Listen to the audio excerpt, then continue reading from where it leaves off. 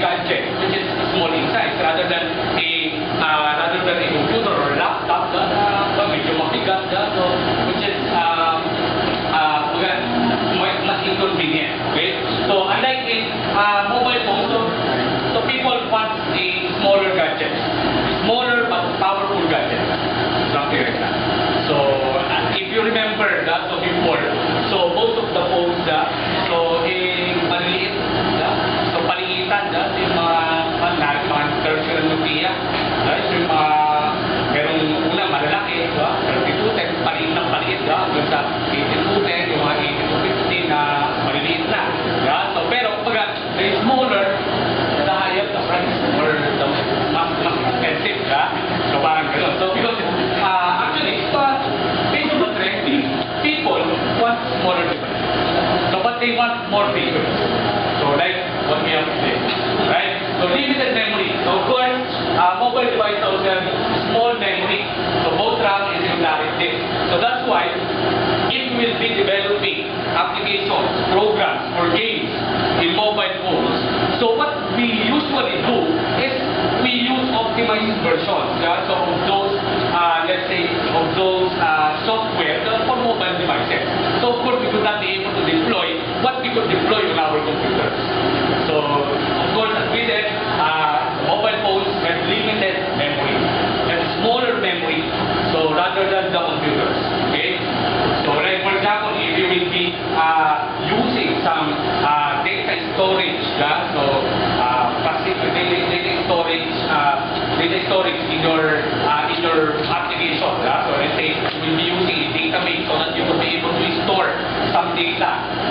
So of course, if you will do that, so in your mobile application development, so what you're going to do is you're going to use an optimized version of that software.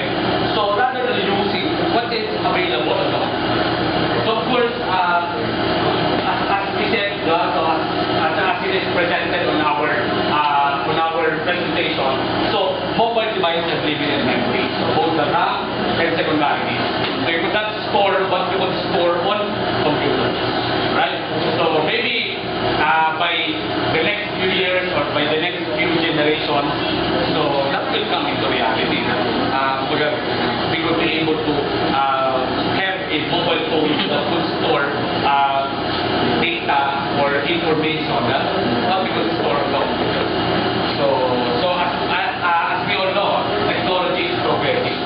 So before, I actually have a hard disk before, which is something like 4 gig. Hard disk yun, 4 gig. So, but ngayon, so if you will look at the available devices, storage devices, so yung 4 gig na yun, flash disk lang yun. Diba? Maliit pa nga yung tutusin kung marami kang nilalagay ng mga files. Right? So, usually mga 8 gig, so 16 gig or 32 gig.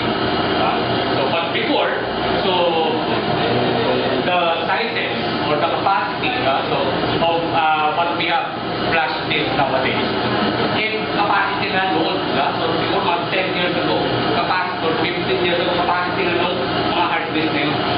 Right? So, sabihin ko 4 gig, parang hindi yun. 4 gig lang kasi mga hard disk. Pag kaya 4 gig, laki na nun. So, bago yun laki, so hard disk.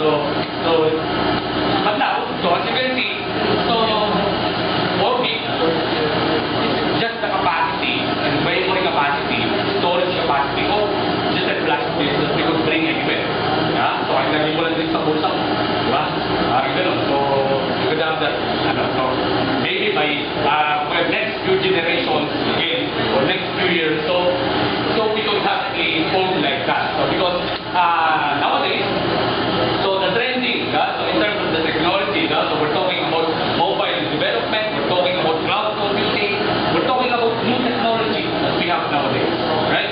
So okay, so we have there, we also limited pricing power.